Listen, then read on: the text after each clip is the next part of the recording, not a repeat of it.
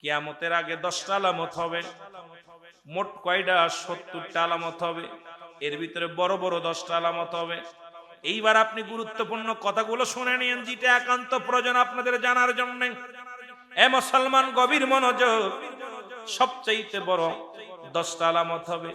তার মধ্যে 1 নম্বর হলো ইমাম মেহেদী আলাইহিস সালামের আগমন, ঈসা আলাইহিস সালামের আগমন, খানে দাজ্জালের আগমন। আমার বাবারা আমার, দুই তিনটা ভূমিকম্প হবে। মুসলমান, গভীর মনোযোগ। ইয়াজিদ মজুদের আগমন। এ মুসলমান শুনে নাও, ইমাম মেহেদী আলাইহিস সালাম আগমন করবেন। সবচেয়ে অনেক বড় বড় গুলো হয়ে গেছে, এর মধ্যে প্রায়টা হয়ে গেছে আমাদের মধ্যে। ইমাম মেহেদী আর অনেক পীর সাহেবরা কোন ইমাম মেহেদী বলে দাবি করে। ইমাম মেহেদী আলাইহিস সালাম মুসলমান, তার নাম থাকবে মুহাম্মদ, বাবার নাম থাকবে, মুসলমান শুনে নাও, আমার বাবার নাম থাকবে, রাসূলের বাবার নাম জান আব্দুল্লাহ, মার নাম থাকবে আমেনা, বংশ থাকবে মুসলমান ফাতেমার বংশধর।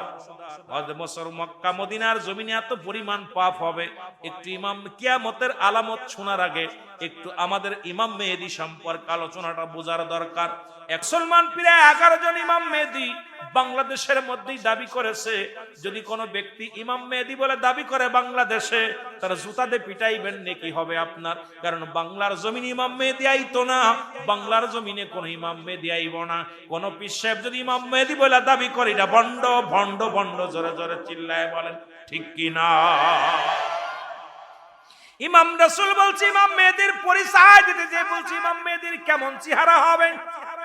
ইমাম মেহেদী মক্কার জমিন থেকে মদিনায় হিজরত করবে। হিজরত করে ইমাম মেহেদীর মানুষটা হবে মুসলমান, বড় না লম্বা না মাঝারি বর্ণের মানুষ হবে। গায়ের রংটা থাকবে শ্যামলা, মাথার চুলগুলো থাকবে কুকরানো মুকরানো, এই বুরুটা থাকবে টানা বুরু, এই বুরুর মধ্যে কোনো ফাঁকা থাকবে না।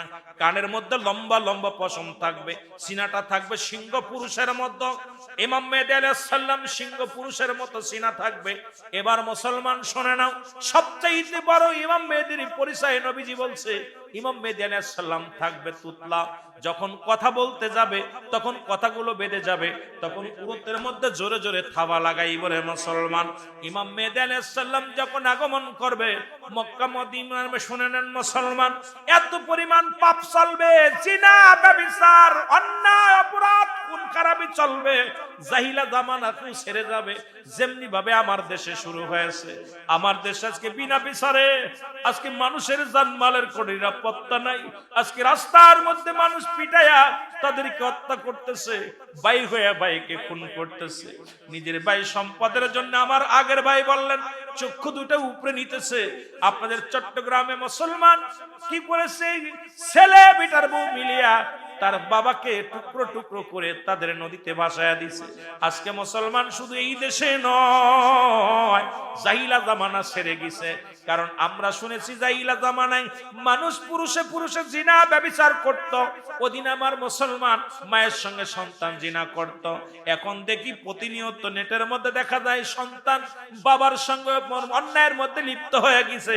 বাবা লম্পট, বাবা মেয়ের সঙ্গে অন্যায় লিপ্ত হয়ে গেছে।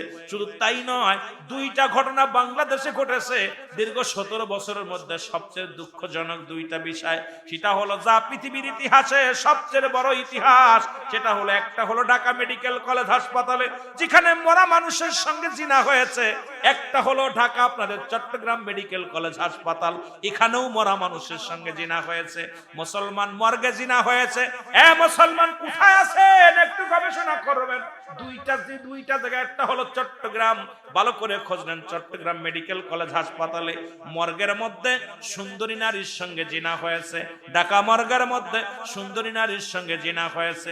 যখন ডোমকে নিয়ে যখন রিমান্ডে দিয়েছে, ডোম বলছে শুধু একটা নয়, 2টি নয়, আজ পর্যন্ত শত শত নারী, অল্প বয়সী নারী যখন গলায় রশি নিয়ে মারা যায়, বিষ খেয়ে মারা যায়, দুর্ঘটনায় মারা যায়, এই নারীগুলোর তাদের দেহখানা কাটার আগে তাদেরকে আমরা ভোগ করে নিই। কোন দেশে বাস করি?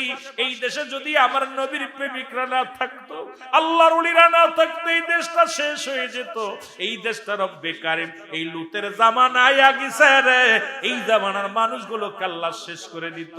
হয়তো আল্লাহর কোন প্রিয় বান্দা, এ মুসলমান, এমন কোন প্রিয় ব্যক্তি থাকার কারণে রব্বি কারীম আমাদের উপরে সেই বড় গজব দিতেছে না। এইগুলো কি একবার ইতিহাসগুলো দেখো। অযুবক বন্ধুরা, যদি মিথ্যা বলি এখন বিচার করবেন, ভালো করে জেনে নেন যদি মিথ্যা হয় আমাকে যে শাস্তি দিবেন মেনে নিব। মিথ্যা বলার জন্য আসি নাই, মিথ্যা ভুল তথ্য দেওয়ার জন্য এখানে আসি নাই রে মুসলমান। এ আমার ভাইরা আমার, যখন ইমাম মেহেদী আলাইহিস সালাম আগমন করবে বাবারা শুনে নাও, মক্কা মদিনা এত বড় পাপ হবে তার প্রমাণ আর দেখতে বাকি নাই। কারণ আমার মন বলে অতি শীঘ্র দুনিয়া শেষ হয়ে যাবে। কারণ মক্কা মদিনা এখন নারীরা অলরেডি গাড়ি চালানো শুরু করেছে।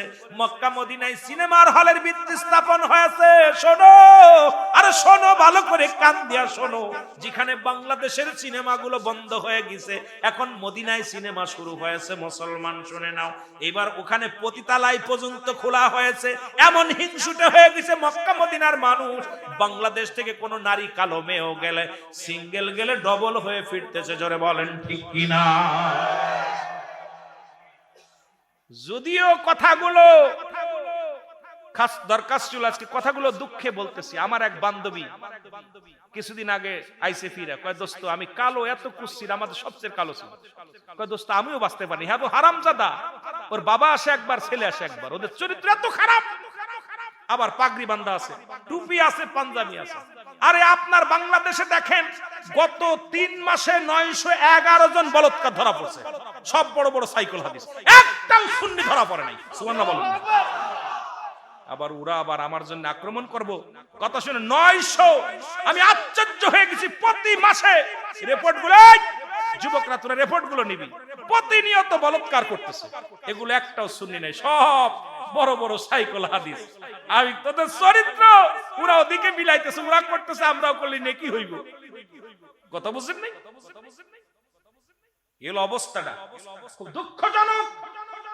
খালি ওয়াজ শুনলে হবে না, বাস্তবমুখী কথাগুলো নিজে জানতে হবে, বুঝতে হবে যে কোথায় যাচ্ছে আমরা। মক্কা কাবা শরীফের ডান পাশের গেটে, যারা কাবা শরীফ মক্কা মদিনায় গেছেন, কাবার ডান গেটের পাশ দিয়া একটা সিনেমার হলের ভিত্তি স্থাপন হয়েছে। মুসলিম পতিতালয় খুলেছে। কোন দেশে আছেন আমার ভাইয়েরা আমার? ওরা পৃথিবীর মধ্যে সবচেয়ে নগণ্যতম, আজকে যারা বর্তমান কাবা মক্কা মদিনা যারা নেতৃত্ব দিতেছে, ইসলামের চরম শত্রু তারা। জোরে বলেন ঠিক কিনা? তারা বিনদেশীদের দালাল। তারা আমার রসুলের উপরে রসুলের লিবাস লাগাইছে। তারা আমার রসুলের, এমনকি আমার যখন মক্কা মদিনায় যখন হজের মৌসুম আসে, ওরা উপরটা যখন দেয় আপনার কাবার লাগায়, ভিতরে রাসূলের রওজা পর্যন্ত ঠিক মতো ওরা পরিষ্কার করে না। এত বড় বদ, কারণ আমাদেরকে দাঁড়াইতে দেয় না। আমরা যাই রাসূলুল্লাহ দাঁড়াই কাছে যে দাঁড়াইলে ওরা তাড়াতাড়ি দূর করে দেয়, সরায় দেয়। কারণ আমরা যারা নবীর ইশকে দেওয়ানা, এরা তো পাগলরা নবীর দেখার রওজা দেখে সহ্য করতে পারে না। কেমনে সুমা দিব, কেমনে দেখবেই পাগল। আর ওরা তো, আমি তো দাম বিক্রি তাদের ভিতরে, কারণ রাসূল তাদের মিয়া ভাই, এইরকম একটা ভাবনা। জোরে বলেন ঠিক না? এইগুলো অবস্থাটা। আমার ভাইরা আমার বন্ধুরা আমার, ইমাম মেহেদী আলাইহিস সালাম মক্কা থেকে মদিনা থেকে হিজরত করবেন। তখন মুসলমান শুনে নাও, বয়স থাকবে 40। কত বছর? 40 বছরে উনি প্রকাশ পাবে যখন মক্কা থেকে মদিনার দিকে হিজরত করবে। একটা কথা মাঝে আমার বাদ রয়েছে, কথাটা আমার বলতেই হবে। রাসূল বলছে, আমি দেখতেছি অচিরেই পূর্ব দেশ থেকে এক দল আশেক বাইর হবে, তাদের জবানে থাকবে নারায়ে রিসালাত, ইয়া রাসূলুল্লাহ, নারায়ে তাকবীর, আল্লাহু আকবার। এই ধ্বনি দিতে দিতে আমি নবীর রওজা পর্যন্ত তারা আগমন করবে। আর আমি রুহুল আমিনের ক্ষুদ্র জ্ঞান বলে, সেই আশেকের দল চট্টগ্রামের মানুষের মধ্যে কোনো সন্দেহ নাই। যদি বলি কেন, এটার জন্য আমি শুনে নাও, কারণ বাংলাদেশের পরে আর কোন মুসলিম কান্ট্রি নাই। আর বাংলাদেশের পূর্বাঞ্চলের মানুষ হলো চট্টগ্রামের বিভাগের মানুষ। এই মানুষের অন্তরে যত নবীর প্রেম আছে, বাংলাদেশের অন্য প্রান্তের মানুষের দিলে নবীর প্রেম এত পরিমাণ নাই। জোরে বলেন ঠিক কিনা? বাংলাদেশের পরে খোঁজ নেই, যারা গবেষণা করো একটু খোঁজ নাও, বাংলাদেশের পরে আর কোন মুসলিম কান্ট্রি নেই। পূর্ব দেশে মক্কা মদিনা থেকে পূর্বাঞ্চল হলো বাংলাদেশ, এই দেশটা হলো মুসলিম দেশ। আর এই দেশের পূর্বাঞ্চলের মানুষ হলো চট্টগ্রাম বিভাগের মানুষ। এই দেশের মানুষ জুলুস করে দেখা দিছে। এখন ওই বাতিলরা কয় দেখ মদিনার মানুষের মায়া নাই, নবীর মায়া নাই, আর চট্টগ্রামের নবী বুঝে আইছে। এই যে তায়ের শাহ রহমতুল্লাহ আলাইহি আসবে, ওদের অনেকের কলিজার মধ্যে আগুন ধরে গেছে। কারণ কোন ভাবে বন্ধ করা যায়, জোরে বলেন ঠিক কিনা? এই মুনাফিকেরা। কারণ এই দেশের মধ্যে নারী, পুরুষ, যুবক, যুবক, বৃদ্ধ, এমনকি গতবার জুলুসে দেখেছিলাম কানা মানুষ, খোড়া মানুষ, প্রতিবন্ধী, এই মানুষগুলো নারায়ে রিসালাত লাঠির মধ্যে পতাকা নিয়ে বলতে নারায়ে রিসালাত ইয়া রাসূলুল্লাহ ইয়া রাসূলুল্লাহ ইয়া রাসূলুল্লাহ বলতে বলতে দৌড়াইতেছে। আমি দেখে চিন্তা করলাম, আল্লাহ, আশিক রাসূল এমন এমন প্রেমিক কজন আছে। যেমন মুসা আলাইহিস সালাম যখন যাইতেছিল আল্লাহর সঙ্গে দেখা করতে, তিনটা মানুষের সঙ্গে সাক্ষাৎ। একজন মহিলা বলতেছে, মুসারে তুমি তো যাইতেছো আল্লাহর সঙ্গে দেখা করতে, ওয়াজ কোনতে কোনে করবো বুঝি না ভাই, অনেক ওয়াজে যায়, এদিক সময়ও হয়ে গেছে, আগামীকাল আপনাদের জাগতে হইব, কোনতে কোনে যাবো, ওয়াজে শেষ করতে পারি না। আবার বেলালের জীবনী কইতে কইছে, ওটা তো যাইতেই পারলাম না, কথা বুঝেননি, এমনি তো যাইতে পারি না, এক কুলে আজান শুধু দিছি, আর কিতা কইতাম। বাবারে এই ওয়াজ করা কি আর একটা রাতি হলে আমার নিয়ে 3 দিন 4 দিন আপনাদের একবার যদি একটা আলোচনা দিলে, এই যে আমার আগের ভাই আলোচনা করেছে, আরে ভাই এত সহজ নিয়ে আলোচনা, আলোচনার মধ্যে ঢুকলে 2-4টা দিন, আজকে কালকে 2 দিন 3 দিন 2 দিন নিয়ে একটা বিষয় নিয়ে আলোচনা করলে, 2-4-5 ঘন্টা আলোচনা করলে আপনাদের কিছু দিতে পারবো। গাতা সারা এই দূরে এসে আনতে এক টুকরা দিয়া আপনাদের উপরান বলবো না। আর আমরাও কইতেছি, আমরা তো সময়ের দিক তাকাই খালি যে কখন সময় চলছে, কারণ যোগে জায়গায় যায় যতক্ষণ, যোগে জায়গায় যায় যতক্ষণ।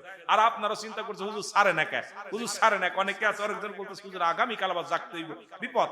সব মিলে মোটামুটি আলোচনার মাঠটা এখন সেভাবে নাই, আর ওয়াজের তাসির নাই। এখন ওয়াজ আমরা যারা করি নিজেরা আমল করি না, শ্রোতারা আমল করতেছে না। আর আমরা শ্রোতা খোঁজে সুর, বক্তা খোঁজে টাকা, আর এখন যত ভাইরাল বক্তা আমরা তত খোঁজাখুঁজি করি। ভাইরাল রুহুল আমিন সিদ্দিকী ভাইরাল সুর আনতে হইব, কিন্তু এই রুহুল আমিন নামাজ পড়ছে কিনা, রুহুল আমিনের বাড়ি পর্দা আছে কিনা, আমি কই বক্তার দাওয়াত দিতে হলে সর্বপ্রথম তার বাড়ি যাবেন, বাড়ি যেয়ে দেখবেন ওই বক্তার বাড়ি টেলিভিশন আছে নি, ওই বক্তার বাড়ি নারী পুরুষ একত্রে চলাফেরা, বিবির বেপর্দা আছে কিনা, ওই বাড়ির এলাকায় যে খোঁজ নেবেন, খোঁজ খবর নিয়ে বক্তা দাওয়াত দিবেন। এই আপনাদের অনুরোধ করব, দয়া করে বক্তার বাড়িতে যে চ্যালেঞ্জ আগে যাচাই বাছাই করে বক্তার দাওয়াত দিবেন। এই যে বক্তা দিয়া যখন দেখবেন একজন আমলধারী বক্তা আইব, তখন তার কথায় তাসির মানুষ হিদায়াতের মধ্যে আইব। এখন আমাদের অধিকাংশ রাগ করবেন না, অনেক অধিকাংশ বক্তার বউ নিজেই বাজার ঘাট করে, অধিকাংশ বক্তা বাপ মারে খাতি দেয় না, এসে ঢাকা শহরে বড় বড় বাড়ি নিয়ে রয়েছে, ফ্ল্যাট বাড়ি, অথচ বাবারে টাকা দিলে ঋণ শোধ হয়ে যায়। আবার বাপ মার ওয়াজ করে কান দিয়ে একদম জোরাই যেতেছি, আরে কান্না কানতেছি, হক আদায় হয়ে গেছে। কিন্তু পিতামাতার হক হলো 7টা, আপনার কয়টা?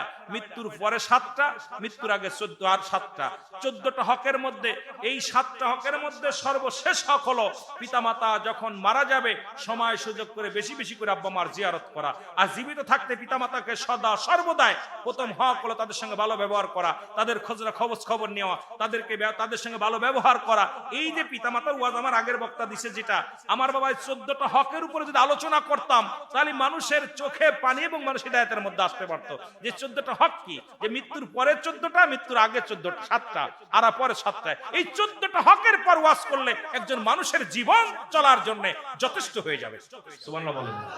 কিন্তু আমরা তো পিতামাতার ওয়াজ করি খালি কাঁদতেছি।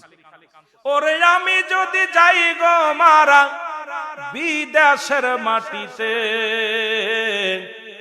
লাশটায় আমার পৌঁছাই দিও মায়েরই কোলেতে, ওরে লাশটায় আমার, ওরে আমি যদি যাই গো মারা, আমি যদি বিদেশের মাটিতে, লাশটায় আমার পৌঁছাই দিও মায়েরই কোলেতে, ওরে লাশটায় আমার, জন্মের পরে যে কোলেতে রাখছে আমার মা, সেই কোলেতে মাথা রেখে বিদায় নিতে চাই, আমি বিদায় নিতে চাই।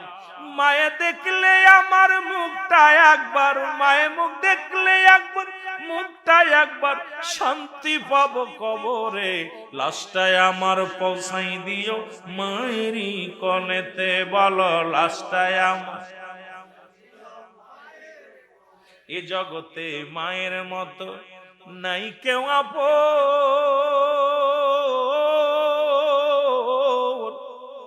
সেই মাকে না দেখাইয়া দিও না দাফন আমার, দিও না দাফন।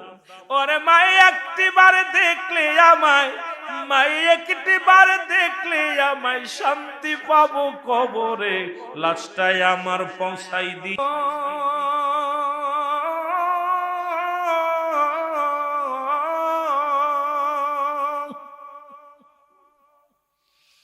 আশহাদু আন্না মুহাম্মাদুর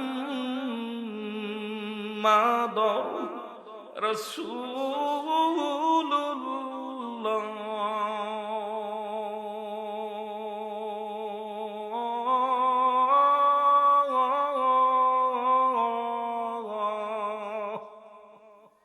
এখনো বেলালের মসজিদে আজান দিলে যারা মক্কা মদিনায় গেছেন, মানুষ কাজ বন্ধ করে দাঁড়ায় শোনে। পাগল করেছে আজানে। আর আমাদের তো ডিজিটাল আজান, আজান দিলে কয় কোন মৌলবী আজান দিতেছে, আজান সেকেন্ডের ভিতরে শেষ, সব ডিজিটাল। এ দুনিয়ার মুসলমান গভীর মনোযোগ। বলতেছিলাম আপনার মৃত্যু দিনের বেলা হয় না, রাতের বেলা হতে পারে। রাতের শুরু হলো মুসলমান মাগরিব, তিন বান্দারে সারাদিন তুমি কর্ম করলা, দুরা 3 রাকাত ফরজ নামাজ তুমি আদায় করলা, সঙ্গে সঙ্গে তুমি হয়ে গেল আমার আল্লাহর গোলাম। এবার 2 রাকাত সুন্নাত নামাজ তুমি আদায় করলা, সঙ্গে সঙ্গে তুমি হয়ে গেল আমার নবীর প্রেমিক। রাতের মধ্যে যদি তোমার মরণ হয়, তোমার মৃত্যুটা হবে আমার আল্লাহর গোলাম, আমার নবীর প্রেমিক। জোরে জোরে চিল্লায় বলেন মারহাবা। আমার মরণ আসিবে কখন কেউ তো জানি না, আমার এই আমি চলে যাব, আমায় তোমরা ভুইলা যাইও না, আমি চলে যাব না, আমার মরণ। টাকা পয়সা দালান কোটা যাহা করেছি, সব কিছু ফেলাইয়া যদি একাই চলেছি রে আমি, সব কিছু ফেলাইয়া যদি আমি যাবার কালে ভেবে দেখি আমার কেহ নাই, আমি যাবার কালে ভেবে দেখি নাই আমার মরণ। কুল্লু মান আলাইহা ফান, সব শেষ, শেষ ভালো যার, সব ভালো তার। রব্বুল আলামিন ডাকতে বলে বান্দা শোনো,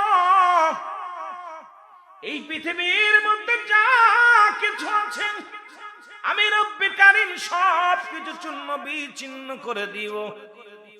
এই জমিনটা থাকবে না, আসমান থাকবে না, মানব থাকবে না, দানব থাকবে না। যেদিন কিচ্ছু বলতে কিচ্ছু থাকবে না, মাটিগুলো পুড়ে হবে তামা, মাটিগুলো পুড়ে হবে তামা। মাটির উপরে পানি, 3 ভাগ পানি 1 ভাগ মাটি। রব্বুল আলামিন ডাক দেখায় বান্দারে, ওই পানিগুলো পুড়ে হয়ে যাবে ছাই, মাটিগুলো পুড়ে হবে তামা।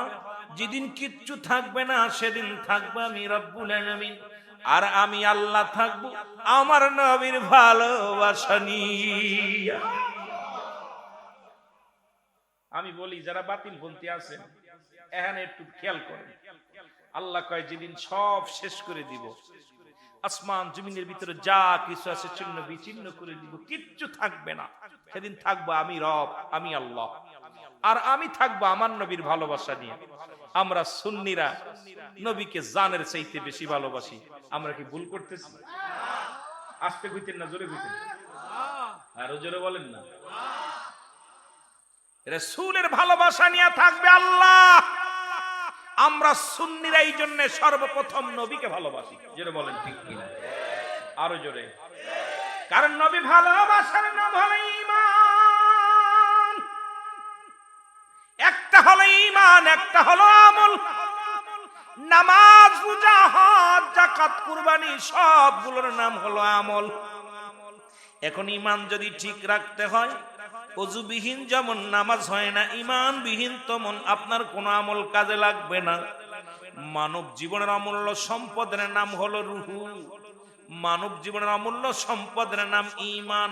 ব্যক্তির জীবনের অমূল্য সম্পদের নাম রূহ। রূহবিহীন যেমন বডির কোনো মূল্য নাই, হাত আছে, পা আছে, ভিতরে কোনো বাতাসটা বাইরে গেছে, বডিটার মূল্য নাই। সকালবেলা আপনার জানাজার জন্য মসজিদে হাম পড়ে যাবে, ভাই বন্ধু সবাই নিয়ে আপনাকে ব্যস্ত হয়ে যাবে আপনাকে কবর দেওয়ার জন্য। মুসলমান এই জন্য হাত পা সব কিছু নাই, বডি নাই, হাত ভাঙ্গা পা ভাঙ্গা, ভিতরে রূহটা থাকার কারণে বছর কি বছর পড়ে আছে, প্যারালাইসিস হয়ে বছর কে বছর আব্বা মা পড়ে আছে, কেউ কোনোদিন তাকে দাফন করবে না। কিন্তু সুন্দর বডি খানা, রুহু খানা নাই, ওই বডির যেমন কোনো মূল্য নাই। ঈমানবিহীন কোনো আমল নাই, ঈমানবিহীন কোনো আমল নাই। এই জন্য ঈমানটা হলো নবী মুহাম্মদুর রাসূলুল্লাহ সাল্লাল্লাহু আলাইহি ওয়াসাল্লাম। ঈমান যার নাই কোনো আমল নাই, নামাজ দরকার নাই, রোজা দরকার নাই, হজ দরকার নাই, যাকাত দরকার নাই, এগুলো দরকার হবে ঈমান আনা ফরজরে। বলেন ঠিক কিনা? আরে তোর ঈমান নাই, তোর কিসের নামাজ? তোর ভিতরে নবী নাই, তোর নামাজ নাই।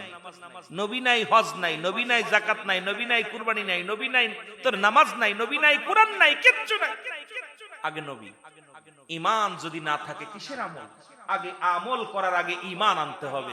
ঈমান হলো নবী মুহাম্মদুর রাসূলুল্লাহ সাল্লাল্লাহু আলাইহি ওয়াসাল্লাম। এইজন্যই বলেন ঈমান আমল আমার নবী মুস্তাফায় গো। ঈমান আমল আমার নবী মুস্তাফায় গো।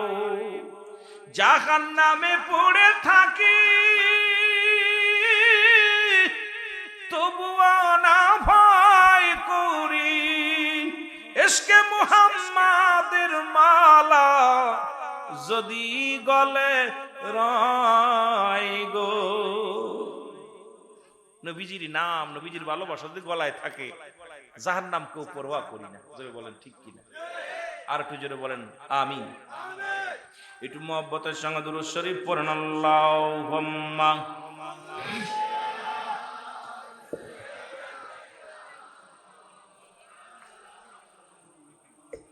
ওয়ালা আলি সাইয়্যিদিনা। মানুষের তিনটা বিপদ, নাম্বার 1 হলো মানুষের মরণ। আলোচনা অন্যদিকে গেলে সময় নষ্ট হবে, আলোচনা করে শেষ করতে পারবো না। তিনটা বিপদ, নাম্বার 1 হলো মানুষের মরণ, 2 নাম্বার বিপদ হলো কবর, 3 নাম্বার বিপদ হলো কিয়ামতের ময়দান। 1 নাম্বার বিপদ হলো মানুষের মরণ। এই মরণের কথা বলতে যাইয়া আল্লামা মুফতি আমজাদ আলী সাহেব একটা কিতাব লিখলেন। কিতাবের নাম হলো বারে শরিয়াত। এই কিতাবের মধ্যে লিখতে যা বললেন, দুনিয়ার মানুষ শোনো, মানুষ যখন সাধারণ মৃত্যুবরণ করে 70টা তাজা উটের গায়ের চামড়া জবাই না করিয়া উল্টো দিকে টান দিয়া লবণ আর মরিচ লাগায় দিলে যতটুকু যন্ত্রণা হয়, এর চাইতে 70 গুণ যন্ত্রণা হলো একটা সাধারণ মৃত্যু। এখন যাদের কঠিন মৃত্যু হয়, তাদের মৃত্যুটা কত কঠিন হয় রে মুসলমান। এ দুনিয়ার মুসলমান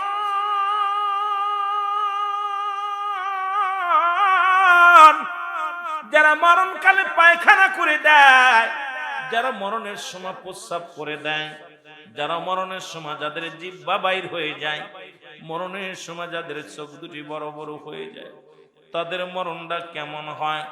ইমানদারের মৃত্যু হয় আটা গোলায়া খামির বানাইয়া, এর ভিতরে যদি একটা চুল পড়ে, এই চুলটা যেমন টানতে বাইর করলেও না সে বাইর হয়ে যায়। ইমানদারের মৃত্যুটা তেমনি হয়। আর বেঈমানদের মৃত্যুটা বড় কঠিন হয় রে মুসলমান। শুনে নাও, এই মরণের পেয়ালা পান করতে হবে। 1 নাম্বার বিপদ হলো মানুষের মরণ।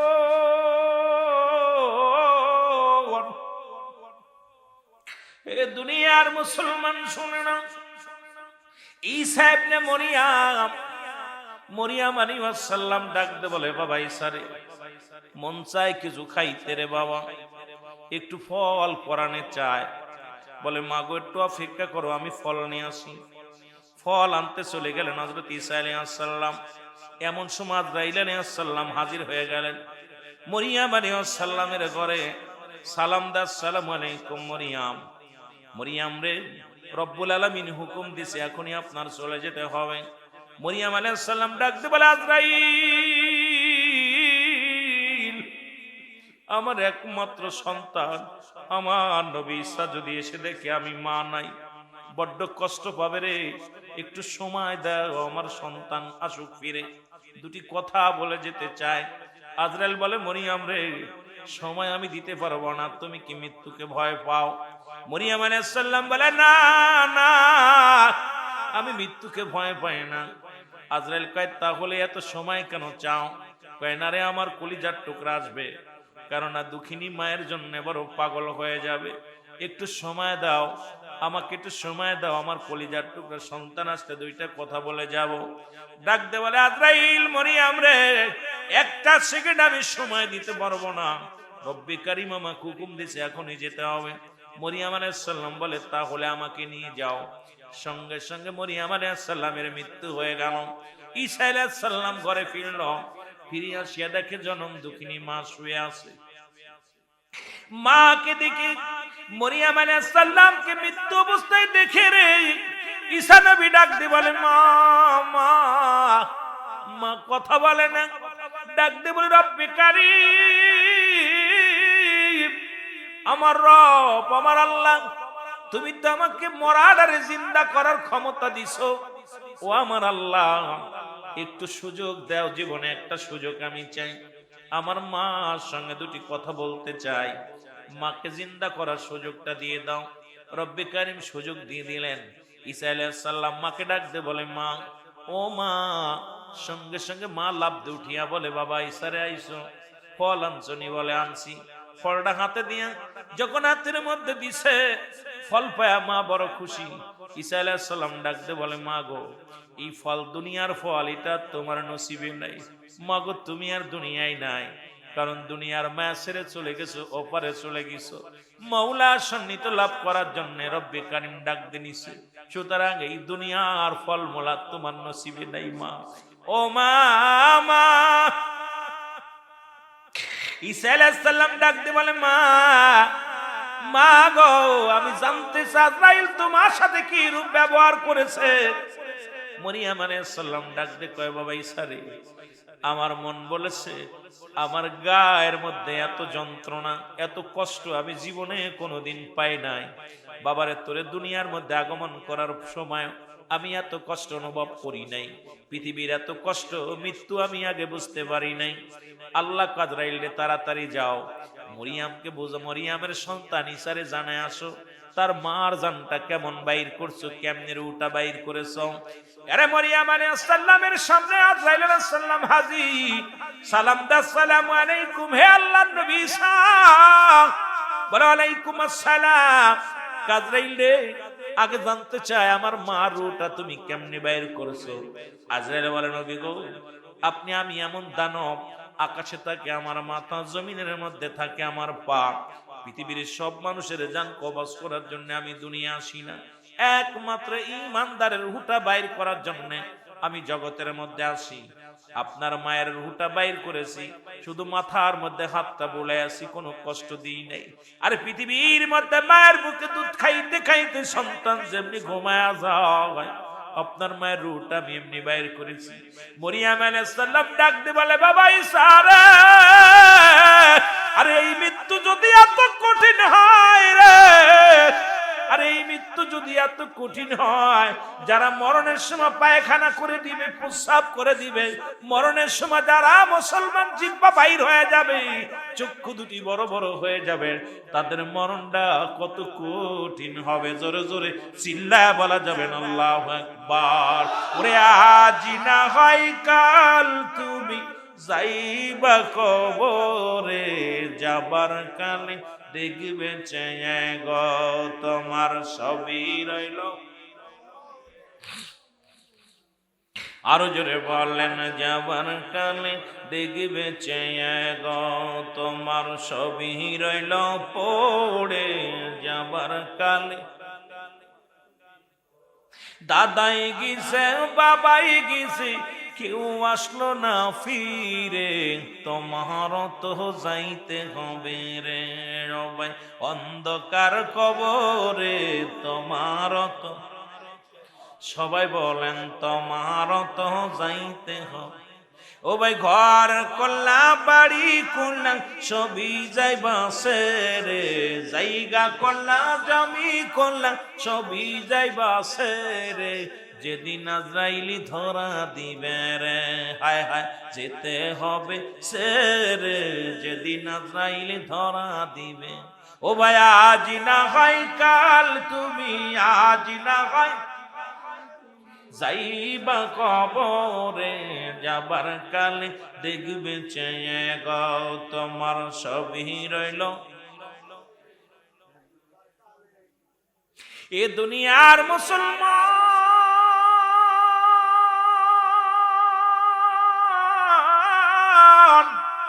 আমি বলি কার জন্য তুমি সুদ খাও, কার জন্য তুমি ঘুষ খাও, কার জন্য তুমি অন্যায় করো, কার জন্য তুমি সুদের ব্যবসা করো, ঘুষের ব্যবসা করো না মুসলমান।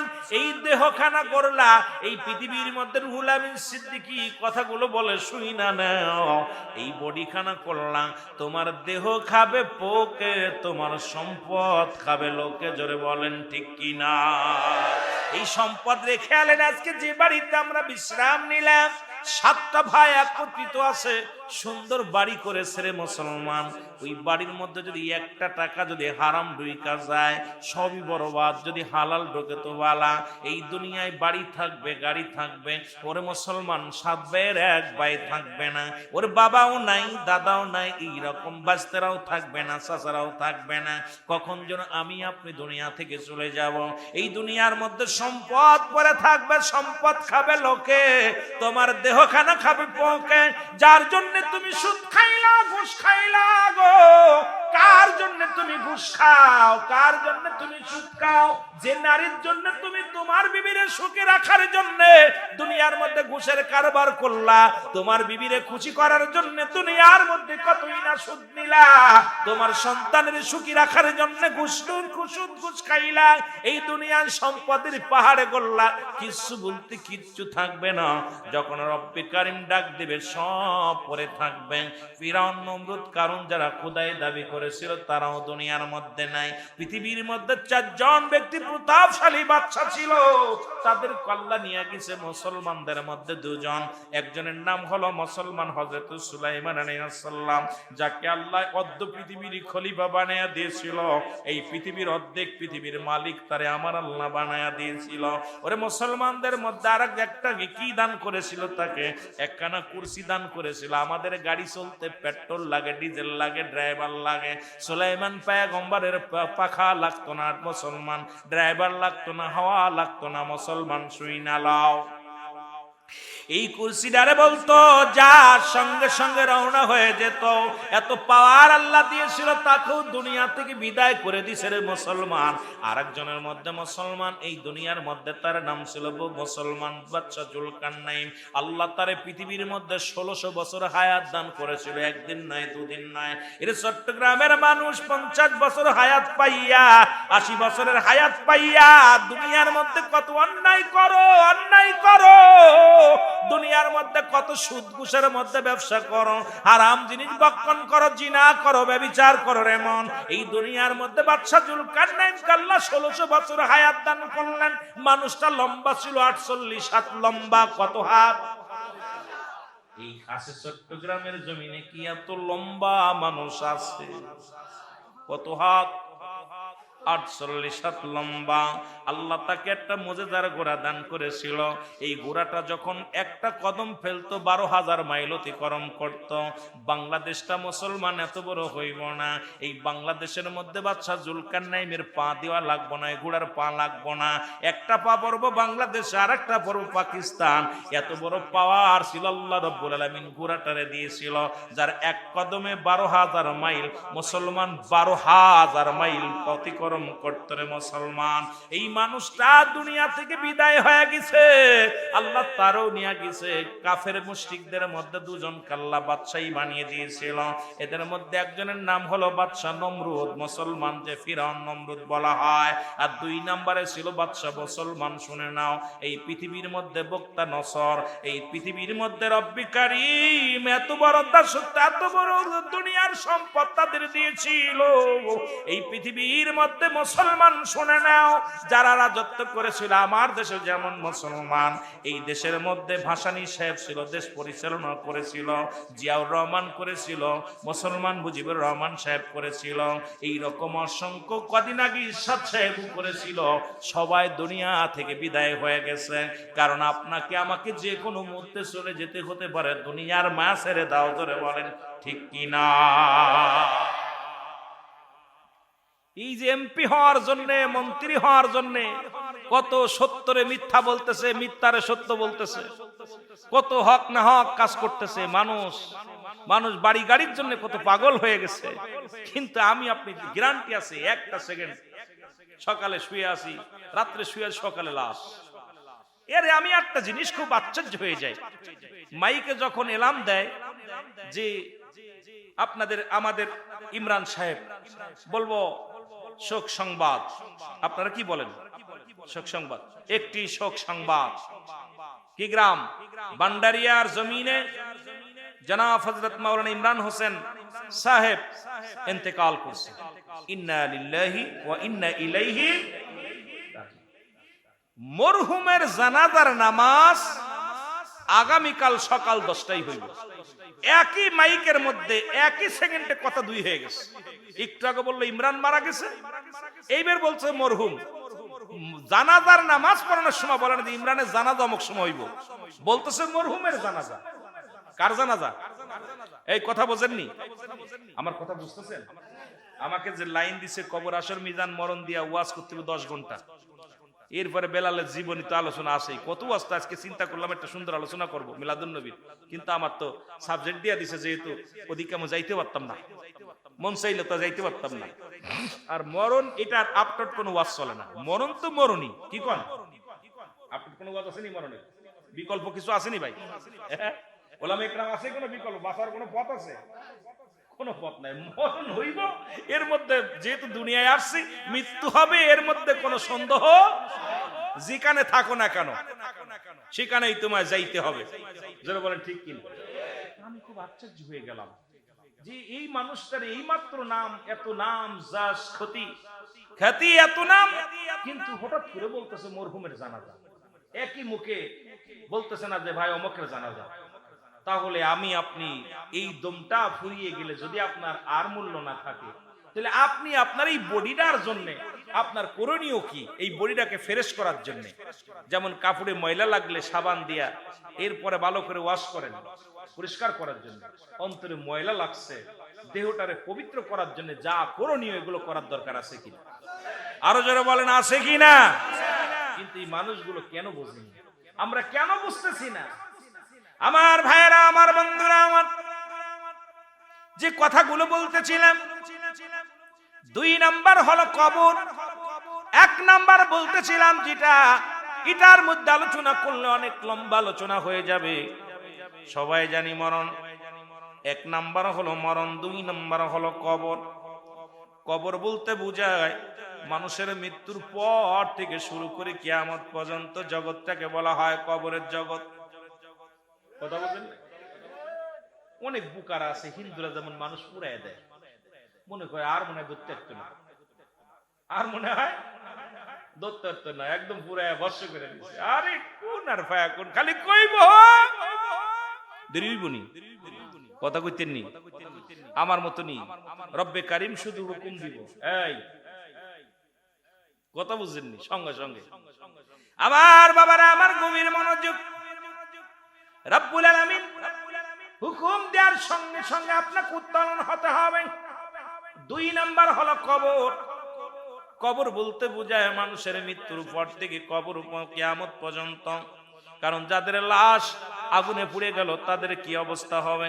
এখন বলতে পারেন হুজুর, কবর যদি বোঝায়, যদি কবরটা বোঝায়, অনেকের তো কবর হয় না, মুসলমান তাদের কি অবস্থা হবে? এই জন্য মুসলমান কি পানিতে পুড়ে মারা গেল, হাঙ্গর কুমিরে খাইলো, তাদের কবর কোথায়? কবর বলতে বোঝায় মৃত্যুর পর থেকে শুরু কিয়ামত পর্যন্ত শেষ। জোরে বলেন ঠিক কিনা? আমার কালো ময়না রে,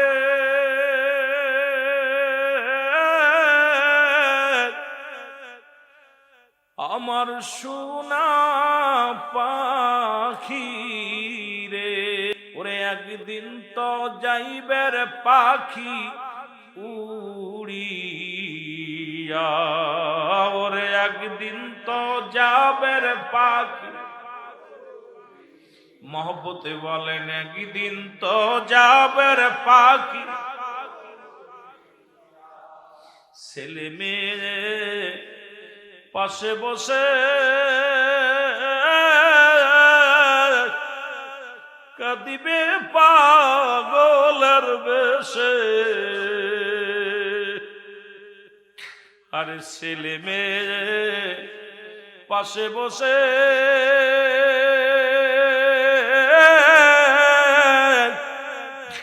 কাঁদিবে পাগলের বেশে, জনমের বিদায় দিবে সবাই করিয়া, ওরে জনমের বিদায় দিবে তোমায় করিয়া। আমার কালো ময়না রে,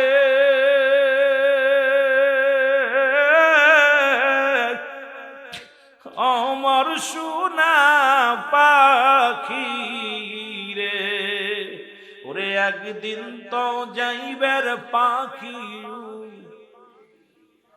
ওরে একদিন তো যাবের পাখি। নবীর প্রেমের প্রেমিক হইয়া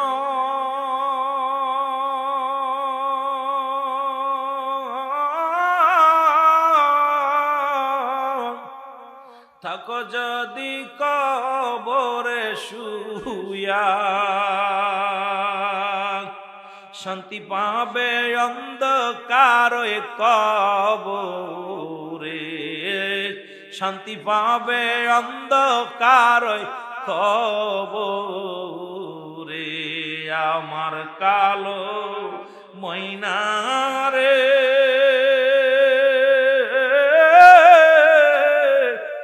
আমার সোনা পাখি রে, একদিন তো যাবের পাখি উড়িয়া, বলেন একদিন তো।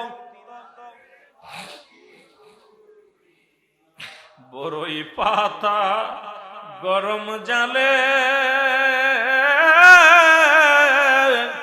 শুয়ায়া মশারির তলে, গোসল করাইবে প্রতিবেশী আসিয়া, তোরে গোসল করাইবে সবাই আসিয়া।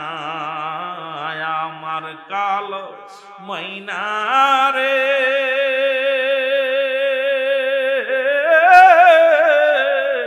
আমার সোনা পাখি রে, ওরে একদিন তো যাবের পাখি উড়িয়া, বলেন একদিন তো। এ দুনিয়ার মুসলমান,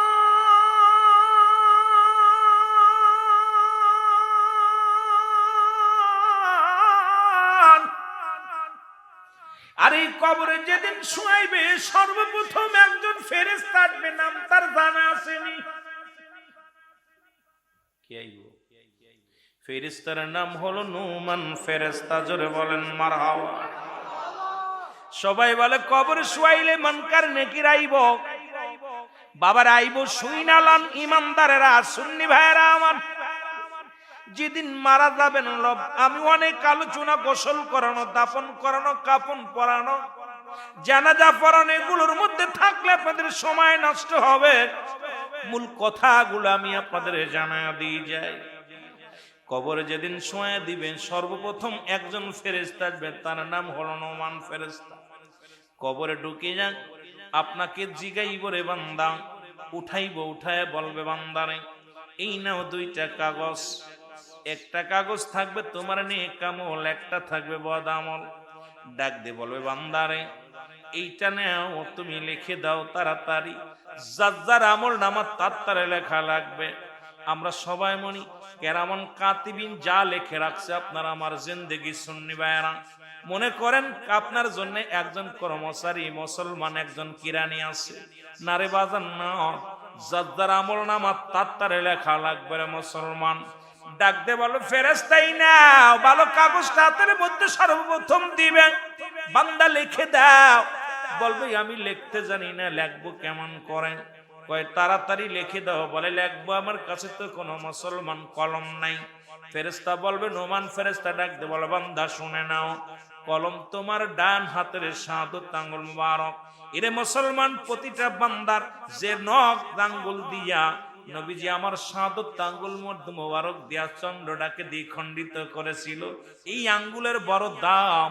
আমার দেশের মৌলবীরা এই আঙ্গুলে চুন খায়, আমি করে মৌলবী বড়া পড়া মৌলবী সাপ। আঙ্গুলের দাম জানিস না, কারণ হাতের মধ্যে একটা নখের এত বড় দাম, কারণ এই আঙ্গুলটার বড় মূল্য, বড় দাম।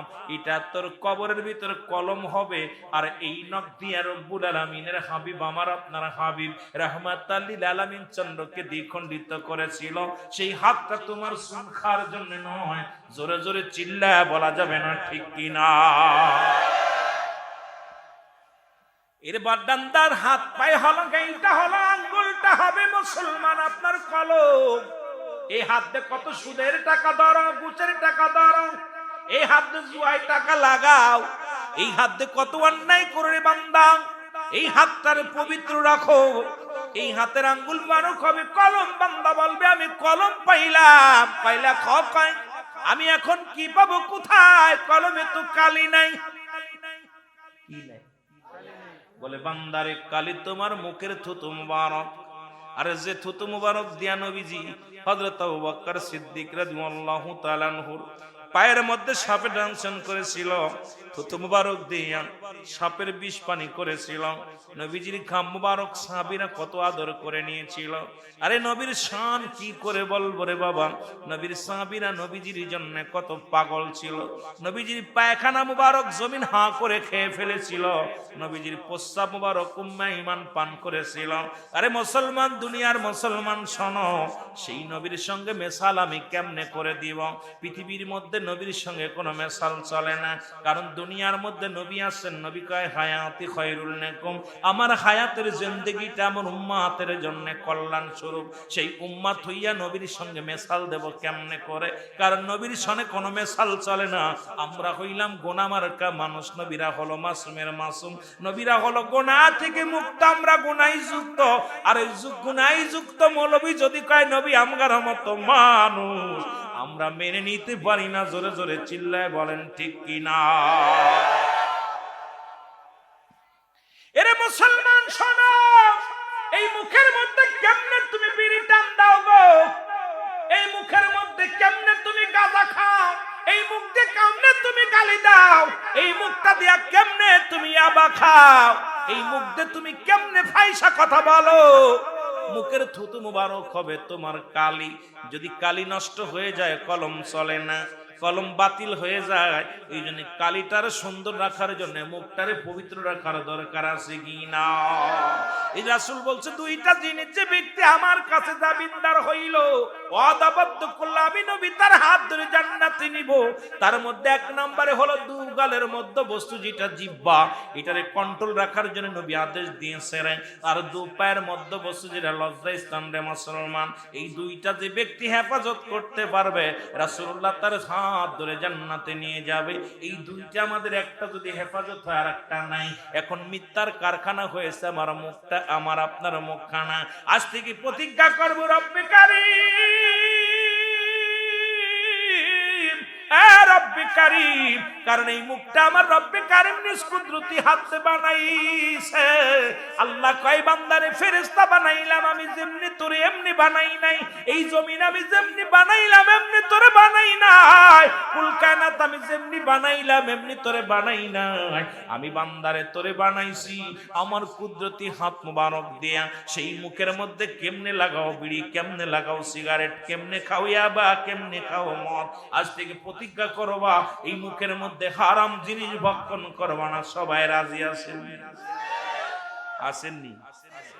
আওয়াজ হালকা হয়েছে পাইবেন। আমি কিছুদিন আগে একটা গজল গাইছিলাম, ও বুড়ার চুল পেকেছে পাকছে দাড়ি গাল করেছে ব্যাক, তোরা দেখ তোরা দেখ রে তবু বুড়া টানে সিগারেট। যখন ঠিক কিনা? ও বুড়ার পাও গেছে কবরে, বুড়া হাতে নিছে লাঠি, বুড়ার মুখে চলে বাইরে জুনের গুদের বাতি। বুড়ার চুল পেকেছে, ও বুড়ার চুল পেকেছে পাকছে দাড়ি গাল করেছে ব্যাক, তোরা দেখ তোরা দেখ রে তবু বুড়া টানে সিগারেট। আইরে দাম বাড়ছে তারপরও টানা বন্ধ হইল। আমি কই দাম বাড়ছে, সরকার দাম বাড়াইছে, আমি আরো বাড়া। এক একটা বাড়ি বিক্রি করে একটা সিগারেট খাক, যেরকম ঠিক কি দেয়। তাও দেখি অন্ধকার রাত্রে টান দিতে মনে করে জুনি পোকা ওড়ে, যায় দেখি মানুষ দাঁড়ায় আছে একটা। যেরকম জুনি পোকা দেখছেন নি কেউ? জুনি পোকা, জুনি পোকার পিছনে পিট মিট মিট মিট করে আলো জ্বলে, যেন বলেন ঠিক কিনা? ওই ফাঁকা রাস্তা অন্ধকারে দাঁড়ায় থাকলে যেই টান দেয় অমনি জ্বলে ওঠে, আবার টান দেয় জ্বলে ওঠে, যায় দেখি বড় জুনি পোকা। কথা কইতে নিরে। আরেকটা গজল গাইছিলাম, কত গাইলাম তো জীবনে, কথা বুঝিনি। খারে জম্মের খাওয়া যত খাবি খা,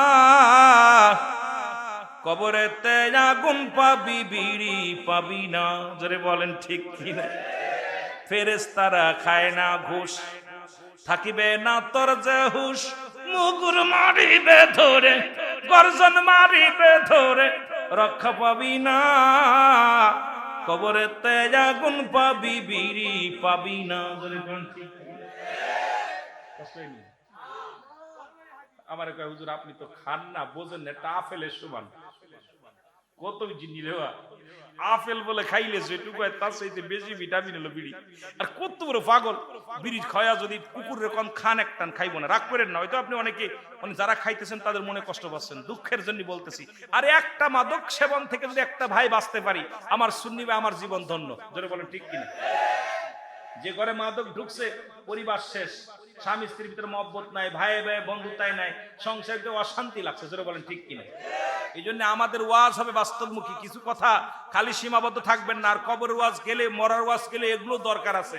কারণ কবরে যে মুখ দিয়ে আল্লাহ রাব্বুল আলামিন আপনার মার গর্ভে ছিলেন 10 মাস 10 দিন, আল্লাহ পাক নাভির সঙ্গে আপনার মায়ের সঙ্গে নাভির সঙ্গে জুড়া দিয়েছে, পুরক্ত খাওয়াইছে, মুখ দিয়ে খাওয়াই নাই। যেই মুখ দিয়ে আমার জিকির করবে, আমার কোরআন পড়বে, আমার নবী দুরূদ পড়বে, এই মুখ দিয়ে আব্বা মারে ডাকবে। আর সেই মুখের মধ্যে কেমনে আপনি ইয়াবা দিতেছেন, বিড়ি দিতেছেন, সিগারেট দিতেছেন, গাঁজা দিতেছেন, মদ দিতেছেন, এসিতে কষ্ট থাকতে পারে না। জোরে বলেন ঠিক কিনা?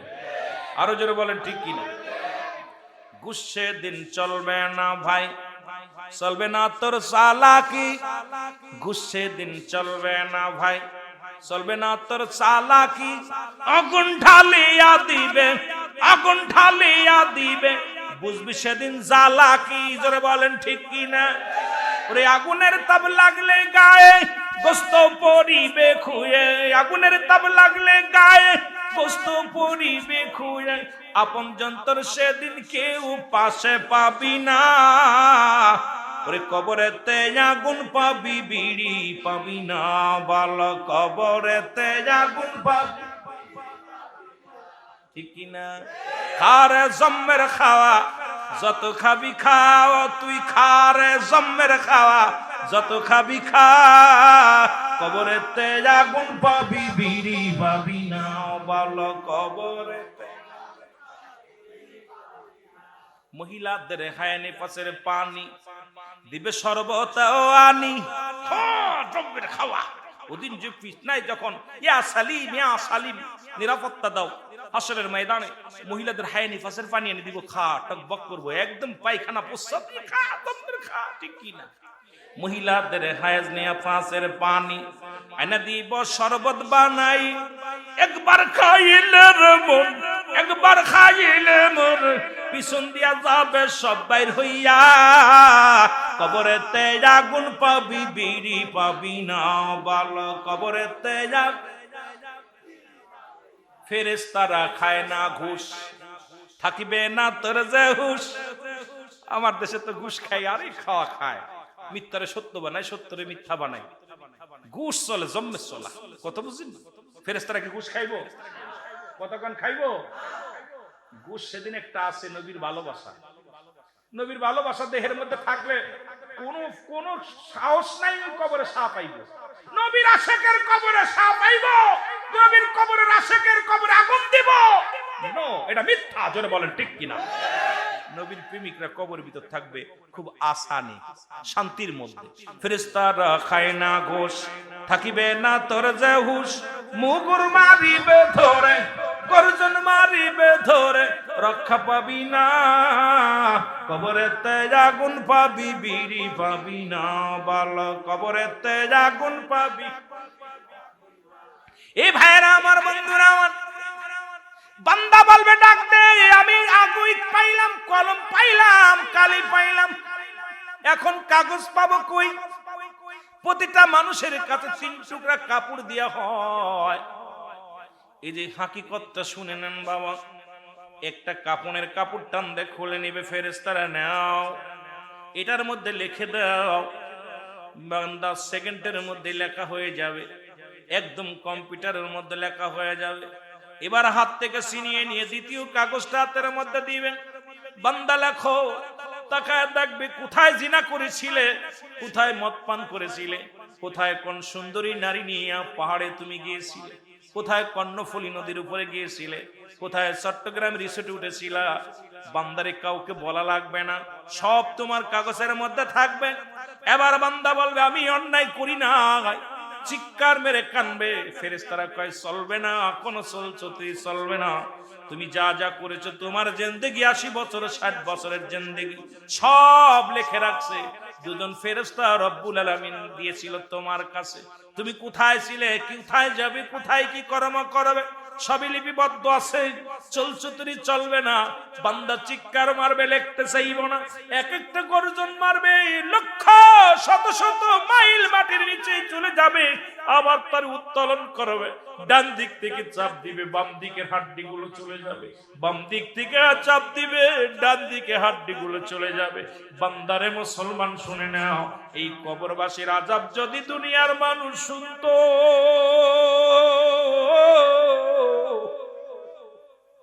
এই দুনিয়ার মানুষগুলো হাটপেল করে মারা যেত। কবরে আযাব হয় যদি বিশ্বাস না হয় বাবা, আগামীকাল আপনার বাবা মায়ের কবরের পাশে যায় একটা ছাগল বা একটা গরু বাঁধবেন, বাঁধিয়া আপনি দূরে দাঁড়ায় থাকবেন, ভালো খাবার দিবেন, দেখবেন যদি বাবা মার কবরে আযাব হয়, ওই গরুটা টালু মালু তাকাবে, খানা খাবে, চোখ দিয়ে দরদর করে পানি ছেড়ে দিবে, শুধু দড়ি সিরাসিরি করবে, রশি সিরাসিরি করবে। কারণ পৃথিবীর মধ্যে কবরে আযাব দানব বুঝতে পারে, মানব বুঝতে পারে না। পৃথিবীর সব প্রাণী বুঝতে পারে, রব্বে কারীম এই মানুষকে বুঝতে দেয় নাই, এই মানুষগুলোরে বুঝতে দেয় নাই রে বাবা। আমি এই জন্য আপনাদেরকে বলি, অনেকে কয় কবরে আযাব হয় না, আযাব হয় রে মুসলমান, শোনো। রব্বে কারীম, ও রব্বে কারীম, আজকের মাহফিলের খাতিরে আমাদেরকে সবাই আপনি ক্ষমা করে দেন। নুমান ফেরেশতা জোর করে তারে লেখাইবে, লেখা যখন শেষ হয়ে যাবে এবার বলবে বান্দা আমি দূর হয়ে, বান্দা আমি চলে গেলাম, গুড বাই, বিদায়। একটু পরেই তোর কবরে আসবে মুনকার নেকির সওয়ালের জবাব নিতে আসবে। মুসলমান এসে দেখবে, ও মুসলমান শুনে নাও, যখন নুমান ফেরেশতা বিদায় হবে কবর থেকে, সঙ্গে সঙ্গে আসবে মুনকার নেকির, আসি আপনার কবরে হাজির হয়ে যাবে। এসে যখন আপনার কাগজগুলো দেখবে রে বান্দা, ওরে জান্নাতি যারা আমল নামাটা ভালো হবে উপরে থাকবে, বদ আমলটা বেশি হলে থাকবে সেটা উপরে, নেক আমলটা থাকলে থাকবে উপরে। যখন বান্দা দেখবে আপনার অবস্থা ভালো, বলে জান্নাত থেকে থেকে কবর পর্যন্ত একটা সুড়ঙ্গ করে দিবে, রাস্তা করে দিবেন। এই রাস্তাটা কিয়ামত পর্যন্ত ওই কবরের শান্তিতে আপনি ঘুমাইতে পারবেন। আর যখন দেখবে আপনার আমলনামা বালা নয়, ওই কিয়ামত পর্যন্ত আপনার জাহান্নামের থেকে আপনার কবর পর্যন্ত একটা রাস্তা থাকবে। জাহান্নামের যে অগ্নিকাণ্ডগুলো, জাহান্নামের যে সাপ বিচ্ছুগুলো আছে, জাহান্নামে যে ভয়াবহতা আছে রে মুসলমান, এগুলো আপনাকে আক্রমণ করবে। আপনার কবরে পর্যন্ত জ্বালা যন্ত্রণা হবে। আর কবরে কোনো সকাল আর সন্ধ্যা নাই, কবরে কোনো রাত আর দিন নাই, কবরে শুরু আছে, শেষ হলো কিয়ামত পর্যন্ত। ও মুসলমান শোনো, 2 নম্বর বিপদ হলো কবর, 3 নম্বর হলো কিয়ামতের ময়দান। জোরে জোরে চিল্লায়া বলা যাবে না আল্লাহু আকবার। 2 নাম্বার কবর। 1 নাম্বার যার ভালো হলো, কবরটাও তার ভালো হইবে। কবরটা যদি ভালো হয়ে যায়, কপাল খুলে গেল। কবরে আযাবের একটা কথা আমার মনে পড়ে গেল হঠাৎ করে। নবীর এক সাহাবী হযরত আলী রাদিয়াল্লাহু তাআলা, হযরত আলী রাদিয়াল্লাহু তাআলা উনি রাস্তা দিয়ে যাইতেছেন।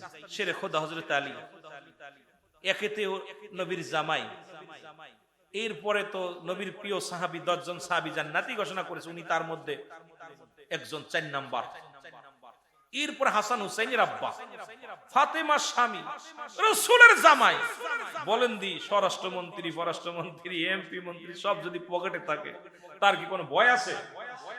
এটা কেমন জনে হাঁটতেছে, খুব চলে যাচ্ছে। একটা বালকের গায়ে ধাক্কা লাগছে। ধাক্কা লাগিয়া বালক তার মার কদা পূরণ, মা বলছে বাবা একটু তেল নিয়ে আসো। উনি তেল আনতে গেছে, জৈতুনের তেল নিয়ে যাইতেছে। হঠাৎ করে তেলটা পড়ে গেছে। পড়ে গেলি বালক বলতেছে, আলী তুমি আমার তেলটা ফেলে দিলা। কয় বালক, যা পড়ছে পড়ছে, তুমি যাও। তুমি আমার চেনো?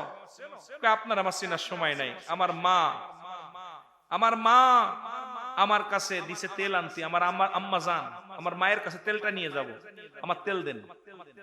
বলে তেল দিব মানে যাও, তুমি আমার চেনো? কালী আমি আল্লাহর আদালতে মামলা দিব। সুবহানাল্লাহ, আল্লাহু আকবার বলেন না। আমার রব্বে কারীম বিচার করবে। আমি ছোট মানুষ, আপনি আমার ধমক দিতেছেন, আমার তেলটা দেন। তা চিন্তা করছে আল্লাহর আদালতে মামলা দিব, কাম সারছে, মামলা খেয়ে যাবো। আলী রাদিয়াল্লাহু তাআলা মাটিগুলো একত্রিত কইরা জোরে একটা ঠাসা মারছে, আর মাটি সব তেল ছেড়ে দিছে। সুবহানাল্লাহ কইতেন। ছেড়ে দেওয়ার পর তেলগুলো নিয়ে ছেলেটা নাচতে নাচতে, আলী তোমাকে ধন্যবাদ, আমার মা খুশি হইব। আরে আমার মা খুশি হইব? আলী রাদিয়াল্লাহু তাআলা দেখে কি মায়ের পাগল, মা খুশি হইব, চলে যাচ্ছে তেলটা নিয়ে। আলী রাদিয়াল্লাহু তাআলা চলে যাচ্ছে, পিছন থেকে আলী খুব দম্ভিকের সঙ্গে ডাক। পিছনে তাকায় দেখে কেউ নাই। আলী পিছনে তাকায় দেখে কেউ নাই। তৃতীয়বার ডাক দিছে, কে তুমি? পিছনে কা পুরুষের মতো ডাকতেছো, সামনে আসো। শেরে খুদা হযরত আলী যে পদ্ধতিতে মাস্টার ইবলিস পর্যন্ত ভয় পেত, কথা বুঝেন? খুব রাগান্বিত সাহাবীদের মধ্যে এত আদ নবীর প্রেমিক ছিল একত্রিত, যার আশেকের কথা বলতে গেলে শেষ হইব না বাবা। আহা, নবী সাহাবীরা প্রত্যেকটা আকাশের নক্ষত্র, যেটা বলেন ঠিক কিনা? আহা, তাদের সব তুলনা হয় না। তারা সবাই ছিল এমন নবীর প্রেমিক ছিল, সব বাড়ি ঘর, ছেলে মেয়ে, পরিবার পর্যন্ত সব ছেড়ে নবীর কদম মোবারক ছাড়া কিচ্ছু বুঝতো না, যেটা বলেন ঠিক কিনা? আমার বাবারা, আলী রাদিয়াল্লাহু তাআলা বলতেছে, কে তুমি? বলছে, আমি জমিন, আমি মাটি। আলী আমার হাড্ডি যেমনি ভাঙলা, মনে রেখো আমার ভিতরে তুমি একদিন আসবে, আমার ভিতরে তুমি আসবে, তখন আমি দেখে নিব। আমি এখন অসহায়, তোমার সাথে পারি না, তুমি আমাকে আঘাত দিছো। হযরত আলী কাঁদতে কাঁদতে বাড়ি গেছে, পুরো 1টা বছর কাঁদছে। একদিন ঈদুল ফিতরের নামাজ শেষ করার পর রাহমাতুল লিল আলামিন সালাম ফিরায়া বলতেছে, আজকে 3 শ্রেণী মানুষের দোয়া কবুল হবে না। তার মধ্যে 1 নাম্বার পিতামাতার নাফরমানি সন্তান, 2 নাম্বার এতিমের মাল ভক্ষণকারী, 3 নাম্বার হলো হিংসুটে মানুষের, হিংসা মানুষ, রিয়া মানুষ। আলোচনাটা রাসূল করতেছেন সাহাবীদেরকে নিয়ে।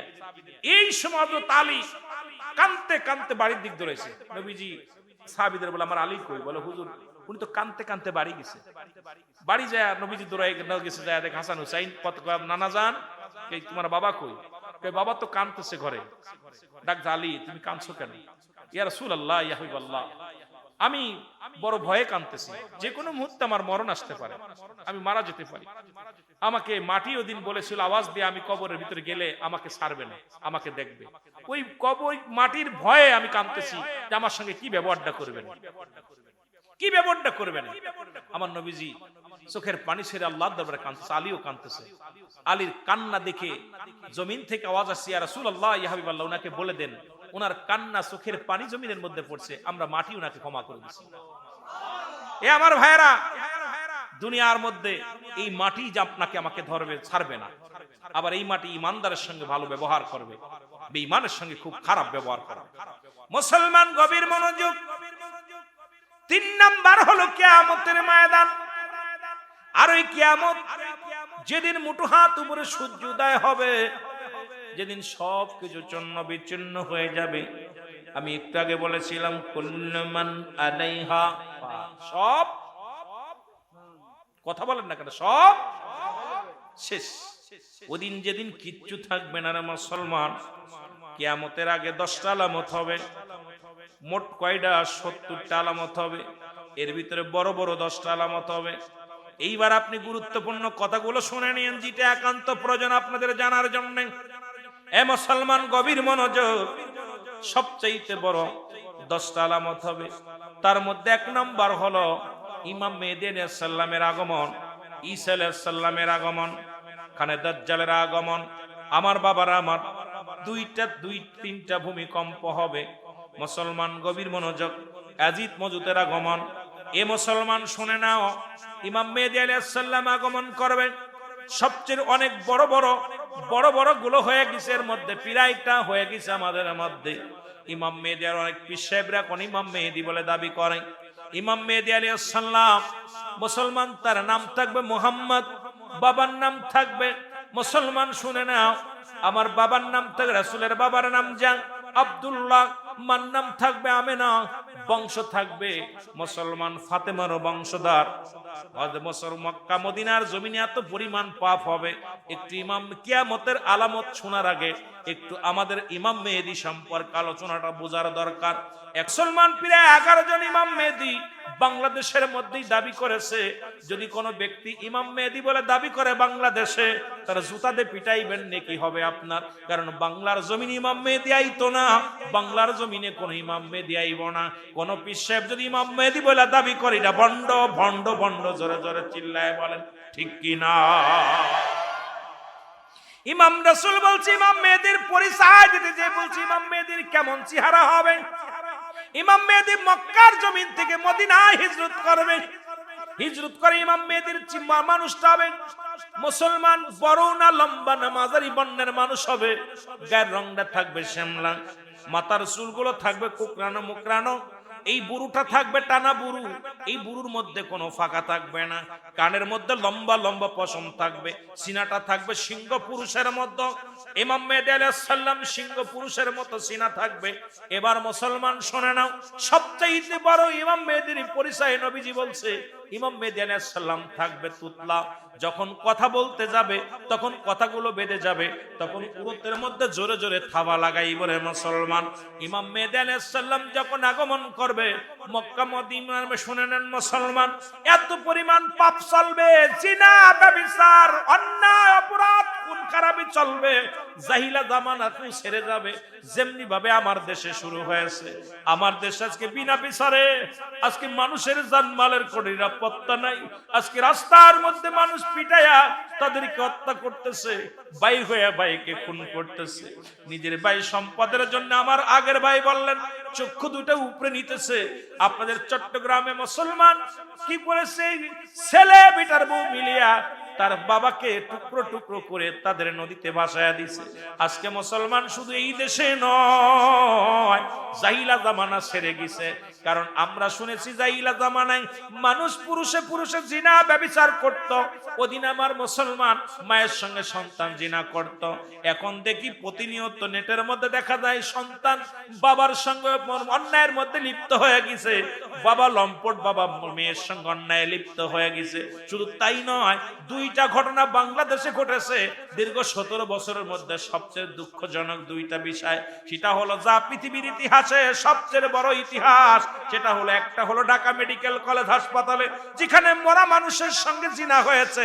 একটা হলো ঢাকা আপনাদের চট্টগ্রাম মেডিকেল কলেজ হাসপাতাল, এখানেও মরা মানুষের সঙ্গে জিনা হয়েছে, মুসলমান মর্গে জিনা হয়েছে। মুসলমান কোথায় আছেন একটু গবেষণা করবেন।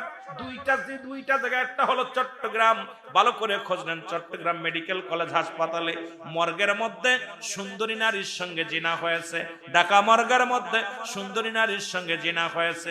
যখন ডোমকে নিয়ে যখন রিমান্ডে দিছে, ডোম বলছে শুধু একটা নয়, দুটি নয়, আজ পর্যন্ত শত শত নারী, অল্প বয়সী নারী যখন গলায় রশি নিয়ে মারা যায়, বিষ খেয়ে মারা যায়, দুর্ঘটনায় মারা যায়, এই নারীগুলোর তাদের দেহখানা কাটার আগে তাদেরকে আমরা ভোগ করে নি। কোন দেশে বাস করি? এই দেশে যদি আমার নবীর প্রেমিকরা না থাকতো, আল্লাহর ওলিরা না থাকতো, এই দেশটা শেষ হয়ে যেত। এই দেশটা রব্বে কারিম এই লুতের জামানায় গেছে রে, এই জামানার মানুষগুলোকে আল্লাহ শেষ করে দিত। হয়তো আল্লাহর কোন প্রিয় বান্দা, মুসলমান, এমন কোন প্রিয় ব্যক্তি থাকার কারণে রব্বি কারিম আমাদের উপরে সেই বড় গজব দিতেছে না। এইগুলো কি একবার ইতিহাসগুলো দেখো। অযুবক বন্ধুরা, যদি মিথ্যা বলি এখন বিচার করবেন, ভালো করে জেনে নেন, যদি মিথ্যা হয় আমাকে যে শাস্তি দিবেন মেনে নিব। মিথ্যা বলার জন্য আসি নাই, মিথ্যা ভুল তথ্য দেওয়ার জন্য এখানে আসি নাই রে মুসলমান। এ আমার ভাইরা আমার, যখন ইমাম মেহেদী আলাইহিস সালাম আগমন করবে, বাবারা শুনে নাও, মক্কা মদিনা এত বড় পাপ হবে, তার প্রমাণ আর দেখতে বাকি নাই। কারণ আমার মন বলে অতি শীঘ্র দুনিয়া শেষ হয়ে যাবে। কারণ মক্কা মদিনা এখন নারীরা অলরেডি গাড়ি চালানো শুরু করেছে। মক্কা মদিনায় সিনেমার হলের ভিত্তি স্থাপন হয়েছে। শোনো, আরে শোনো, ভালো করে কান দিয়া শোনো। যেখানে বাংলাদেশের সিনেমাগুলো বন্ধ হয়ে গেছে, এখন মদিনায় সিনেমা শুরু হয়েছে। মুসলমান শুনে নাও, এবার ওখানে পতিতালয় পর্যন্ত খোলা হয়েছে। এমন হিংসুটে হয়ে গেছে মক্কা মদিনার মানুষ, বাংলাদেশ থেকে কোন নারী কালো মেয়েও গেলে, সিঙ্গেল গেলে ডবল হয়ে ফিরতেছে। জোরে বলেন ঠিক কিনা? যদিও কথাগুলো খাস দরকার ছিল, আজকে কথাগুলো দুঃখে বলতেছি। আমার এক বান্ধবী কিছুদিন আগে আইসে ফিরে কয়, দোস্ত আমি কালো, এত কুচ্ছির, আমাদের সবচেয়ে কালো ছিল। কয় দোস্ত আমিও বাঁচতে পারি। হ্যাঁ, হারামজাদা, ওর বাবা আসে একবার, ছেলে আসে একবার, ওদের চরিত্র এত খারাপ। আবার পাগড়ি বান্ধা আছে, টুপি আছে, পাঞ্জাবি আছে। আরে আপনার বাংলাদেশে দেখেন, গত 3 মাসে 911 জন বলৎকার ধরা পড়ছে। সব বড় বড় সাইকেল হাদিস, একটাও সুন্নি ধরা পড়ে নাই। সুবহানাল্লাহ বলুন। আবার ওরা আবার আমার জন্য আক্রমণ করব, কথা শুনে 900। আমি আশ্চর্য হয়ে গেছি। প্রতি মাসে রিপোর্ট গুলো, যুবকরা তোরা রিপোর্ট গুলো নিবি, প্রতিনিয়ত বলৎকার করতেছে। এগুলো একটাও সুন্নি নাই, সব বড় বড় সাইকেল হাদিস। আমি তোদের চরিত্র ওরা ওদিকে মিলাইতেছে, ওরা করতেছে, আমরাও করলে নেকি হইব। কথা বুঝছেন নাই? এল অবস্থাটা খুব দুঃখজনক। খালি ওয়াজ শুনলে হবে না, বাস্তবমুখী কথাগুলো নিজে জানতে হবে, বুঝতে হবে যে কোথায় যাচ্ছে আমরা। মক্কা কাবা শরীফের ডান পাশের গেটে, যারা কাবা শরীফ মক্কা মদিনায় গেছেন, কাবার ডান গেটের পাশ দিয়া একটা সিনেমার হলের ভিত্তি স্থাপন হয়েছে। মুসলিম পতিতালয় খুলেছে। কোন দেশে আছেন আমার ভাইয়েরা আমার? ওরা পৃথিবীর মধ্যে সবচেয়ে নগণ্যতম, আজকে যারা বর্তমান কাবা মক্কা মদিনা যারা নেতৃত্ব দিতেছে, ইসলামের চরম শত্রু তারা। জোরে বলেন ঠিক কিনা? তারা বিনদেশীদের দালাল। তারা আমার রসুলের উপরে রসুলের লিবাস লাগাইছে। তারা আমার রসুলের, এমনকি আমার যখন মক্কা মদিনায় যখন হজের মৌসুম আসে, ওরা উপরটা যখন দেয় আপনার কাবার লাগায়, ভিতরে রাসূলের রওজা পর্যন্ত ঠিক মতো ওরা পরিষ্কার করে না। এত বড় বদ, কারণ আমাদেরকে দাঁড়াইতে দেয় না। আমরা যাই রাসূলুল্লাহ দাঁড়াই কাছে যে দাঁড়াইলে ওরা তাড়াতাড়ি দূর করে দেয়, সরায় দেয়। কারণ আমরা যারা নবীর এসকে দেওয়া না, এরা তো পাগলরা, নবীর দেখার রওজা দেখে সহ্য করতে পারে না। কেমনে সুমা দিব, কেমনে দেখবেই পাগল। আর ওরা তো, আমি তো দাম বিক্রি তাদের ভিতরে, কারণ রসুল তাদের মিয়া ভাই, এইরকম একটা ভাবনা। জোরে বলেন ঠিক না? এই হলো অবস্থাটা।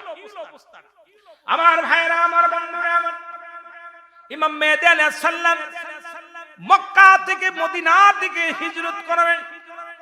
তখন মুসলমান শুনে নাও, বয়স থাকবে 40। কত বছর?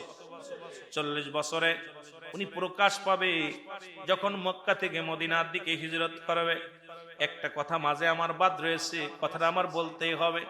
রাসূল বলছে, আমি দেখতেছি অচিরেই পূর্ব দেশ থেকে একদল আশেক বাইর হবে, তাদের জবানে থাকবে নারায়ে রিসালাত, ইয়া রাসূলুল্লাহ, নারায়ে তাকবীর, আল্লাহু আকবার।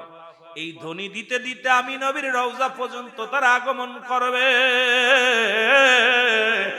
আর আমি রুহুল আমিনের ক্ষুদ্র জ্ঞান বলে সেই আশেকের দল চট্টগ্রামের মানুষের মধ্যে কোনো সন্দেহ নাই। যদি বলি কেন, এটার জন্য আমি শুনে নাও, কারণ বাংলাদেশের পরে আর কোন মুসলিম কান্ট্রি নাই। আর বাংলাদেশের পূর্বাঞ্চলের মানুষ হলো চট্টগ্রামের বিভাগের মানুষ। এই মানুষের অন্তরে যত নবীর প্রেম আছে, বাংলাদেশের অন্য প্রান্তের মানুষের দিলে নবীর প্রেম এত পরিমাণ নাই। জোরে বলেন ঠিক কিনা? বাংলাদেশের পরে খোঁজ নেই, যারা গবেষণা করো একটু খোঁজ নাও, বাংলাদেশের পরে আর কোন মুসলিম কান্ট্রি নেই। পূর্ব দেশে মক্কা মদিনা থেকে পূর্বাঞ্চল হলো বাংলাদেশ, এই দেশটা হলো মুসলিম দেশ। আর এই দেশের পূর্বাঞ্চলের মানুষ হলো চট্টগ্রাম বিভাগের মানুষ।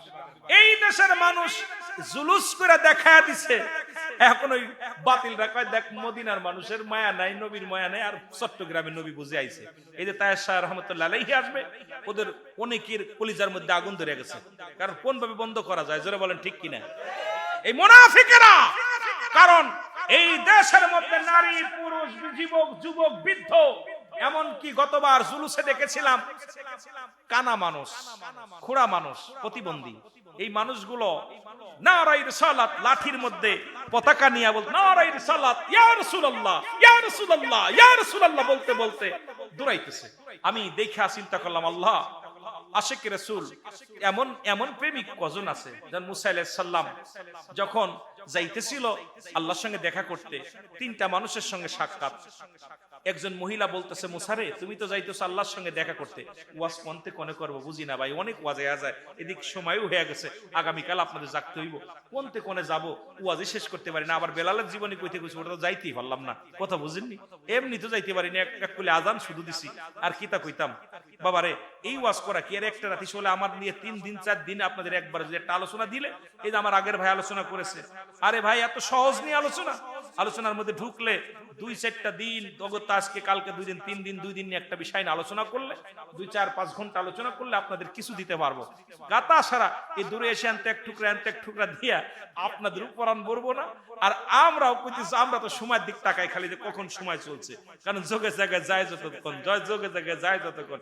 আর আপনারা চিন্তা করছে হুজুর সারে না কে, হুজুর সারে না, অনেকে আছে অনেকজন বলতেছে হুজুর আগামীকাল আবার জাগতে হইব, বিপদ। সব মিলে মোটামুটি আলোচনার মাঠটা এখন সেভাবে নাই, আর ওয়াজের তাসিরে নাই। এখন ওয়াজ আমরা যারা করি নিজেরা আমল করি না, শ্রোতারা আমল করতেছে না। আর আমরা শ্রোতা খোঁজে সুর, বক্তা খোঁজে টাকা, আর এখন যত ভাইরাল বক্তা আমরা তত খোঁজাখুঁজি করি। ভাইরাল রুহুল আমিন সিদ্দিকী ভাইরালে চোর আনতে হইব, কিন্তু এই রুহুল আমিন নামাজ পড়ছে কিনা, রুহুল আমিনের বাড়ি পর্দা আছে কিনা, আমি কই বক্তারে দাওয়াত দিতে হলে সর্বপ্রথম তার বাড়ি যাবেন, বাড়ি যায় দেখবেন ওই বক্তার বাড়ি টেলিভিশন আছে নি, ওই বক্তার বাড়ি নারী পুরুষ একত্রে চলাফেরা, বিবির বেপর্দা আছে কিনা, ওই বাড়ির এলাকায় যে খোঁজ নেবেন, খোঁজ খবর নিয়ে বক্তা দাওয়াত দিবেন। এই আপনাদের অনুরোধ করব, দয়া করে বক্তার বাড়িতে যে চ্যালেঞ্জ আগে যাচাই বাছাই করে বক্তার দাওয়াত দিবেন। এই যে বক্তা দিয়া যখন দেখবেন একজন আমলধারী বক্তা আইব, তখন তার কথায় তাসির মানুষ হিদায়াতের মধ্যে আইব। এখন আমাদের অধিকাংশ রাগ করবেন না, অনেক অধিকাংশ বক্তার বউ নিজেই বাজার ঘাট করে, অধিকাংশ বক্তা বাপ মারে খাতি দেয় না, এসে ঢাকা শহরে বড় বড় বাড়ি নিয়ে রয়েছে, ফ্ল্যাট বাড়ি, অথচ বাবারে টাকা দিলে ঋণ শোধ হয়ে যায়। আবার বাপ মার ওয়াজ করে কান দিয়ে একদম জড়াই যেতেছি, আরে কান্না কানতেছি, হক আদায় হয়ে গেছে। কিন্তু পিতামাতার হক হলো 7টা, আপনার কয়টা? মৃত্যুর পরে 7টা, মৃত্যুর আগে 14, আর 7টা, 14টা হকের মধ্যে এই 7টা হকের মধ্যে সর্বশেষ হক হলো পিতামাতা যখন মারা যাবে সময় সুযোগ করে বেশি বেশি করে আব্বা মার জিয়ারত করা। আর জীবিত থাকতে পিতামাতাকে সদা সর্বদাই প্রথম হক হলো তাদের সঙ্গে ভালো ব্যবহার করা, তাদের খবর নেওয়া, তাদের সঙ্গে ভালো ব্যবহার করা। এই যে পিতামাতার ওয়াজ আমার আগের বক্তা দিছে, যেটা আমার বাবা 14টা হকের উপরে যদি আলোচনা করতাম, তাহলে মানুষের চোখে পানি এবং মানুষ হিদায়াতের মধ্যে আসতে পারত। যে 14টা হক কি, যে মৃত্যুর পরে 14টা, মৃত্যুর আগে 14টা, 7টা, আর পরে 7টা। এই 14টা হকের পর ওয়াজ করলে একজন মানুষের জীবন চলার জন্য যথেষ্ট হয়ে যাবে। সুবহানাল্লাহ বলেন। কিন্তু আমরা তো পিতামাতার ওয়াজ করি খালি কাঁদতেছি। ওরে আমি যদি যাই গো মারা বিদেশের মাটিতে, লাশটায় আমার পৌঁছাই দিও মায়েরই কোলেতে, ওরে লাশটায় আমার ওরে আমি যদি যাই গো মারা, আমি যদি বিদেশের মাটিতে, লাশটায় আমার পৌঁছাই দিও মায়েরি কোলেতে। ওরে লাশটায় আমার জন্মের পরে যে কোলেতে রাখছে আমার মা, সেই কোলেতে মাথা রেখে বিদায় নিতে চাই, আমি বিদায় নিতে চাই।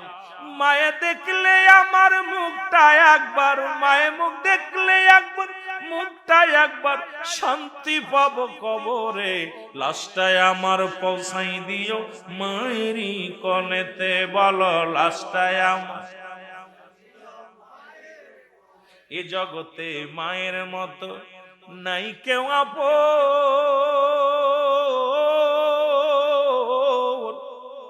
সেই মাকে না দেখাইয়া দিও না দাফন আমার, দিও না দাফন। ওরে মাই একটিবার দেখলে আমায়, মাই একটিবার দেখলে আমায় শান্তি পাবো কবরে। লাশটায় আমার পৌঁছাই দি।